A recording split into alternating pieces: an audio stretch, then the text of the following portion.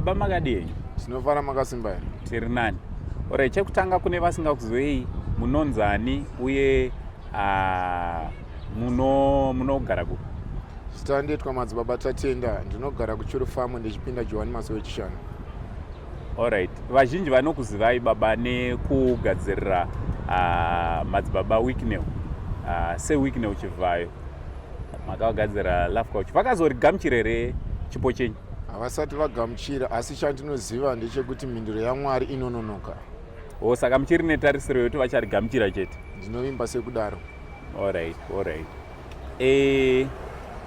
Ko iye zvino zvakamira sei? Iye zvino zvakamira, upenyu hwangu hwakamira maringo nerongo. Handisina kana peace. So ndakambozama kutaura nemukuru wemapurisa, so nyaya yangu haana kuitora serious. So ndakuda kutotanga kutofambisa nyaya yangu ndiende kune mukuru wemasoja. Chekutanga chida kuvakorokotedza nebasa ravari kuita kuti vakwanise kundipawo masoja kana mairi kana matatu vanenge mana AK47, because upenyu hwangu mukatarisa pari zvino ndiri padhuze neparliament, odi paparliament, ndiri padhuze nevanhu, so pari zvino ndiri safe. Alright.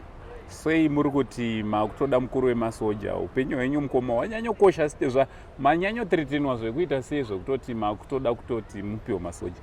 Nekuti ndato national threat. National threat? Yeah. Upenyu hwenyu utori national threat kuthreatenwa kwamuri kuitwa here mukoma? Ndinovimba sekudaro. Mukoma Madzibaba Tatenda, muri serious here? Vamwe vari kuti mimi munenge kubatwa nezvinodhaka kana kutopenga, munoda kuti kudii kune vanhu vari kuti munopenga? Handirambirane nazvo, ipfungwa dzavo, asi inini handibate chinodhaka, asi chandinobata ibhandi rekwaJohani, dai rinotungamirwa nemweya mutsvene. Alright. Rega ndisiye ndaimba vhesi.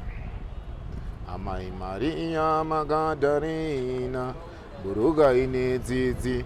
Amai Maria Magadharena, buruka ine dzidzi. Vhesi iri ndairimbira baba Weeknew, chiti muchinjikwa mutatu tose.